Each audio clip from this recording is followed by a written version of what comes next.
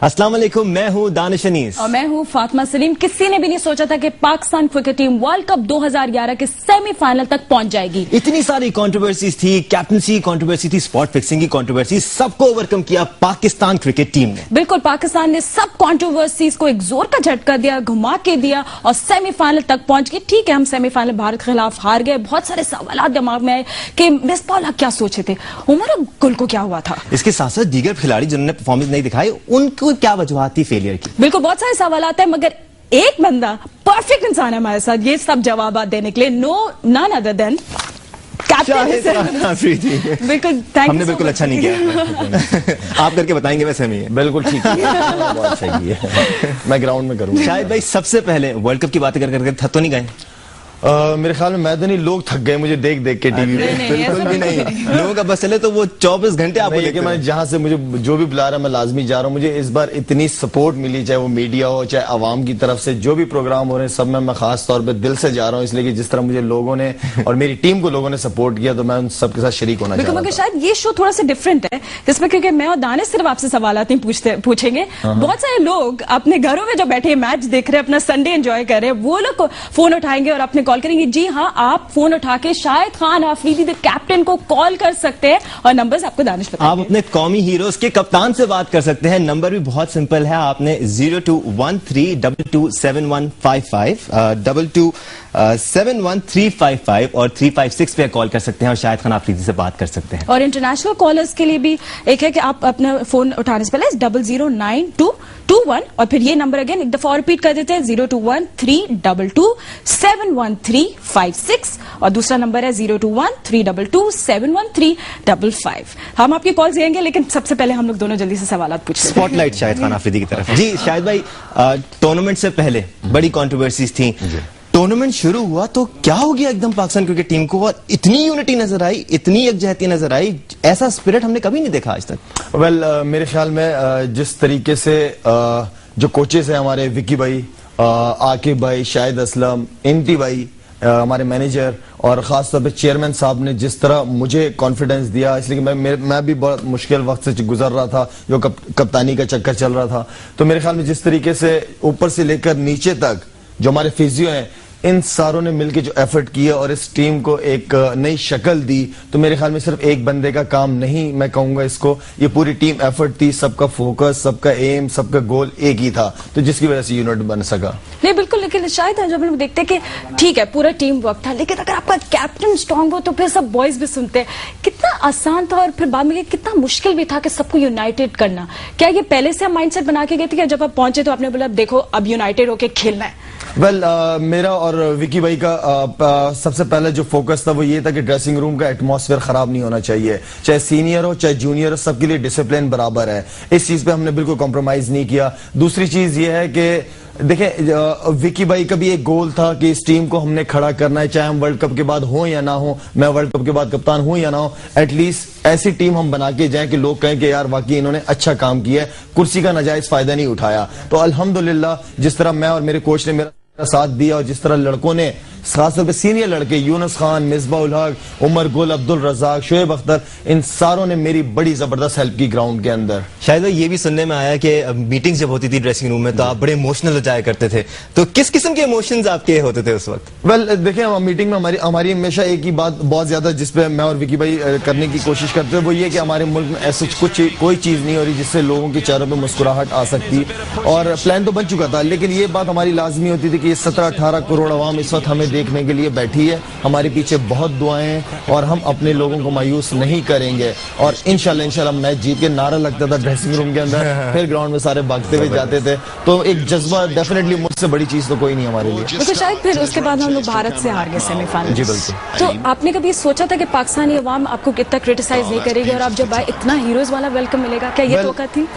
इस तरीके से मैंने नहीं सोचा था कि जो रिस्पॉन्स हमें पाकिस्तान जाके मिलेगा, बिल्कुल भी नहीं सोचा। मेरे ख्याल में वर्ल्ड कप फाइनल जीतने के बाद भी ये रिस्पांस मैं नहीं समझता, जिस तरह रोज 600-700 लोग घर के बाहर, उनको ऑटोग्राफ, उनके साथ तस्वीरें खिंचवाना, यकीन मानिए लोगों की दुआएं थी हमारे साथ। और उसके बावजूद ऐसे लोगों को भी मैंने देखा कि उम्रा करने जा रहे हैं, क्यों? कि पाकिस्तान टीम के लिए। क्या बात। तो अगर इतनी 25-30 करोड़ मुसलमान अगर मिलके एक पाकिस्तान टीम के लिए दुआ कर रहे हैं और वो दुआ कबूल नहीं हुई, तो इसमें भी अल्लाह की मर्जी है, अल्लाह की मसलियत के बगैर कोई काम नहीं हो सकता। अल्लाह वही फैसला करेगा जो हमारे लिए बेहतर हो। मे बी इंशाल्लाह इन फ्यूचर यही दुआएं हमारे काम आए आगे।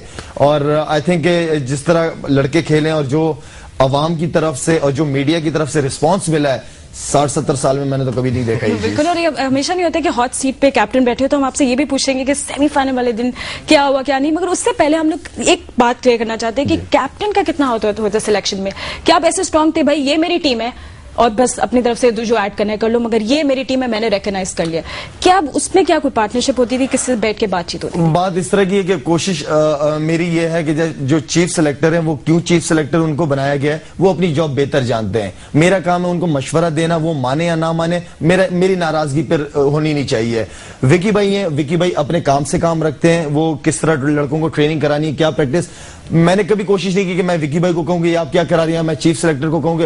हर बंदे ने अपने काम से काम रखा और हमारा यही प्लान था कि हर बंदा अपने काम से ही काम रखे, तब जाके इस टीम की कामयाबी है। अच्छा, ये शो इसलिए भी स्पेशल है क्योंकि इसमें हम आपकी राय भी शामिल करेंगे। आप भी सवाल कर सकते हैं शाहिद भाई से, जो सवाल करना चाहें। नंबर एक बार फिर आपको बताते चलें 02132271 और 356 पे आप हमें कॉल कर सकते हैं और शाहिद खान आप से जो चाहे सवाल पूछ सकते हैं। कॉम्बिनेशन जो हमारा टीम का था, सीनियर्स भी थे, जूनियर्स भी थे, बड़ा जबरदस्त मजे का कॉम्बिनेशन इस दफा वर्ल्ड कप में बना था। अब इस कॉम्बिनेशन से आप सेटिस्फाइड थे? बिल्कुल जबरदस्त। मेरे ख्याल में सिलेक्शन कमेटी ने बड़ी जबरदस्त टीम बना के हमें दी थी और मेरे ख्याल में उस हिसाब से डिलीवर भी किया सारे लड़कों ने और आई थिंक होना भी यही चाहिए। अभी जैसे हमने कुछ सीनियर्स को, मैं ये नहीं कहूंगा कि ड्रॉप, बहुत जगह अल्फाज इस्तेमाल हो रहा है कि उनको ड्रॉप कर दिया, ड्रॉप नहीं, उनको रेस्ट कराया है और एक यंग लड़कों को लेके आए। तो सीनियर्स को बिल्कुल साइड पे करके सारे यंग लड़के लाए, ये कोई ठीक तरीका नहीं है। सीनियर्स और जूनियर्स का कॉम्बिनेशन साथ चलना चाहिए। अच्छा, शाहिद आफरीदी में एक ट्विस्ट भी आया था। शाहिद आफरीदी किसी सोचा नहीं था कि इस टूर्नामेंट में हाईएस्ट विकेट टेकर हो जाएंगे, आपने सोचा था? ऐसे नहीं सोचा था कि हाईएस्ट विकेट टेकर, लेकिन ये था जिस तरह की कंडीशन और पिचेस थी तो ये कॉन्फिडेंट आदमी था कि इस पिच पे आराम से मैं खेलने नहीं दूंगा किसी को। मतलब वो कंडीशन और जिस तरह रिदम बना, 3-4 साल से अल्हम्दुलिल्लाह बॉलिंग में टॉप कर रहा हूँ पाकिस्तान के लिए, तो ये भी कॉन्फिडेंस बहुत था मेरे। अच्छा शाहिद भाई, सवाल उठाए जा रहे थे कैप्टनसी पे और कैप्टनसी हमने देखी वर्ल्ड कप में माशाल्लाह से टिप टॉप कैप्टनसी हुई, तो कैसा सफर रहा आपका कैप्टनसी का? क्या परेशानियां दुश्वार रही हैं आपको, क्या परेशानी का सामना करना पड़ा? देखिए, टिप टॉप कैप्टनसी तो मैं नहीं कहूंगा कि रही। हाँ ठीक है, पैदाइशी कप्तान भी नहीं हूँ, गलतियां हुई हैं मुझसे, लाजमी हुई हैं मुझसे, सेमीफाइनल में भी गलतियां हुई हैं और गलतियां होती रहेंगी फ्यूचर, लेकिन उन गलतियों से जितना जल्दी हो सके सीख लो तो ज्यादा बेहतर है मेरे लिए। और लेकिन मेरे लिए, मैं जिस तरह आपको कहा कि यूनस, मिसबा वगैरह, इन्होंने ग्राउंड में मेरी बहुत ज्यादा हेल्प की, इसलिए कि मैं बहुत सारी चीजों में खोया रहता था। फील्ड के अंदर ये आके मशवरा देते थे या कोई फील्ड के बारे में प्रॉब्लम होती तो मुझे लाजमी मुझसे डिस्कस करते रहते थे। तो ये सबसे अच्छी बात है कि मेरे सीनियरों ने मेरी काफी। अच्छा, ये इस वजह से मैंने आपसे पूछा क्योंकि through out the world cup जो कमेंट्री हो रही होती थी, आपका ये स्टाइल रहा है कि आप बॉलर से बहुत ज्यादा बातें करते हैं, उसको समझाते रहते हैं, उससे कम्युनिकेशन में रहते हैं, कमेंटेटर से बोलते रहते हैं ये बहुत ज्यादा बातें कर रहे हैं, बहुत ज्यादा बातें करने की। बिल्कुल। आपका क्या रिस्पॉन्स है इस पे? मैं शुरू में थोड़ी सा मैं वाकई ज्यादा कर रहा था, लेकिन बीच में मैं थोड़ा सा रुक गया, इसलिए मैं चाह रहा था कि बॉलर अपनी मर्जी से पहले करे, जब उसको नहीं समझ आ रही फिर मैं जाके। लेकिन मैं किसी बॉलर के पास जाके ये नहीं कहता था कि यार तुम यहां पे बॉल करो या ये करो या मैं सिर्फ उसको ये कहता था कि ये तुम्हारा आखिरी मैच है और you are the best bowler और अपना बेस्ट करके दिखाओ, दैट्स इट। तो उसको बैक करने की कोशिश करता था। मेरा क्या काम है, वो फास्ट बॉलर है, वो जानता है अपनी मुझे क्या बॉलिंग करनी है। अच्छा ठीक है, अब जरा बात करते हैं डी-डे के पाकिस्तान और भारत के खिलाफ सेमीफाइनल की। सबने एक ही सवाल पूछा कि मिसबा को जब आप देख रहे थे कि बॉल जाया हो रही थी, क्या आपने मिसबा को उस टाइम कोई पैगाम पहुंचाया था? क्या पैगाम था? आई थिंक वेल मिसबा का एक तो मैं पहले भी काफी दफा कह चुका हूं, एक तो उसका स्टाइल है इस तरह खेलने के, वो गेम को लंबा लेके चलता है। दूसरा ये कि दूसरे एंड से 5-5, 6-6 रन हो रहे थे और एवरेज भी 5.5-6 रन की एवरेज थी। तो दूसरा एंड से अशर शफीक खेल रहा था या उमर अकमल खेल रहा था, वो स्कोर बोर्ड लेके चल रहा था। मिसबा चाह रहा था कि विकेट ना गिरे उस सिचुएशन पे, तो वो अपने लिहाज से बिल्कुल ठीक खेल रहा था, प्लान बिल्कुल ठीक था। लेकिन हाँ ये था कि जहां पे शॉटेज चाहिए थी वहां पे फिर उस बेचारे से शॉटेज लग नहीं पाई। मैं ये नहीं कहूंगा कि खराब खेला, बहुत अच्छा खेला, बड़ा सेंसिबल खेला और मेरे ख्याल पूरे वर्ल्ड कप में उसकी परफॉर्मेंस सबसे ज्यादा, बैटिंग एवरेज सबसे अच्छी उसकी। Through out the world cup आपका जो ओपनिंग ऑर्डर है वो इतना ज्यादा चल नहीं पाया। आपकी खुद की इंडिया में परफॉर्मेंस बड़ी अच्छी रही है बतौर ओपनर, तो आपने नहीं सोचा कि ओपनिंग करनी चाहिए? सोचा लेकिन अमल नहीं किया। कि मैं सोचा था कि मैं यार कोशिश करूंगा कि ऊपर जाके बैटिंग करूं, जो कि मुझे करना चाहिए था। जो धोनी ने फाइनल में एज कैप्टन किया, मेरे ख्याल में बड़ा जबरदस्त डिसीजन लिया, मुझे वही करना चाहिए था, इसलिए कि मेरे पास चांस वही था, इसलिए कि रजाक भी नीचे था, तो मुझ में और रजाक में कोई एक प्लेयर को ऊपर खेलना चाहिए था। तो वही मैं कह रहा हूं कि कुछ गलतियां हमसे हुई हैं, हम सबसे, तो इंशाल्लाह मे भी इन फ्यूचर नहीं होगी। बिल्कुल, लेट्स होप कि गलतियां नहीं हो। शायद आप मोहाली में थे, पाकिस्तान इंडिया कितना बड़ा मैच, हम लोग यहाँ सब बैठे आपको सपोर्ट कर रहे थे, आप आई एम श्योर आपको पता था कि कितना आपको पाकिस्तान सपोर्ट करिए, लेकिन इंडियन मीडिया, एक बहुत बड़ा क्वेश्चन है, इंडियन मीडिया बहुत क्रिटिसाइज कर रहा था, प्रेशर भी आ रहा था, हर चीज को नोट कर रहे थे, माइक्रोस्कोप लगाया हुआ था शाहिद अफरीदी पर, शाहिद अफरीदी क्या करे क्या नहीं। चूटी भी मार दे तो वो स्टोरी बन जाती थी। मेरे ख्याल में वो कर रहा था नहीं, अभी तक मुझे कर रहा है वो मेरे पीछे पड़े हुए। लेकिन वेल थोड़ा सा इन्होंने मुझे थोड़ा सा मिसकोट किया हुआ है, और वो ये था कि इंडिया की आवाम से मेरे ख्याल में जितना हम एंजॉय करते हैं इंडिया जाके खेलना, उनकी आवाम में और उनके इतना क्रेज हमारा इधर नहीं है जितना इंडिया में हमारा क्रेज है। तो वहां के लोगों में खेलने का बहुत मजा आता है, बल्कि मैंने अपने पूरा कैरियर इंडिया में बहुत ज्यादा क्रिकेट एंजॉय की है। और इसके अलावा आई थिंक मीडिया में अगर मैंने किसी के बारे में कहा है, तो मीडिया में कुछ जो मीडिया वाले लोग हैं उनकी बहुत ही नेगेटिव और बहुत ही गंदी किस्म की सोच है हम पाकिस्तानियों के बारे में, पाकिस्तान के बारे में, जो कि मेरे ख्याल में अगर चाहते हैं कि पाकिस्तान और इंडिया आपस में फ्यूचर क्लोज से क्लोज रहे, तो उनको अपना माइंड और अपना थोड़ा सा बड़ापन दिखाना पड़ेगा। नेगेटिव फ्रेम ऑफ माइंड हमें पता है कि इंडिया की तरफ से आप लोग बेहतर जानते हैं मीडिया में, आप लोग ये बताएं कि हुआ क्या था, सीन क्या था कि जिसकी इतना बड़ा इशू बना दिया गया खामखा। आवाम भी जानना चाहती है, क्लियर करना चाहती है कि भाई हमारे हीरो हैं और खामखा आप उनके बारे में ऐसी बातें कर रहे हैं। बस वही जब मैंने ये बात की आपसे, यही बात थी, उन्होंने थोड़ा सा गलत ले लिया, उन्होंने मुसलमान और हिंदू का कुछ बना दिया कि हिंदुओं के बारे में इस तरह।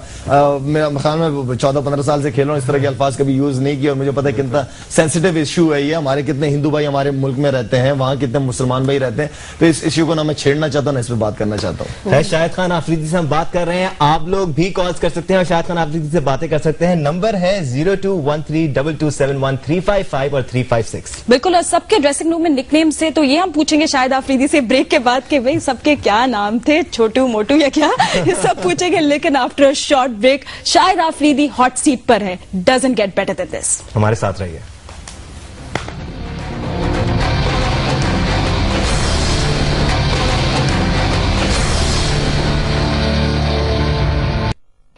यूं तो अगर बैटिंग वो आउट जल्दी हो जाती है, वो बहुत तेज खेलते हैं। मैं हमेशा उन्हें बताती हूँ पहले टुक टुक खेले, फिर बाद में जितना तेज खेलना खेले, लेकिन पहले टुक टुक खेले कि आपके रन बढ़ जाएं, फिर आपको जैसा खेलना है। मैं चाहती हूँ कि पहले बाबा जरा आराम से खेलें, फिर आगे जितने भी तेज खेलना है खेलें।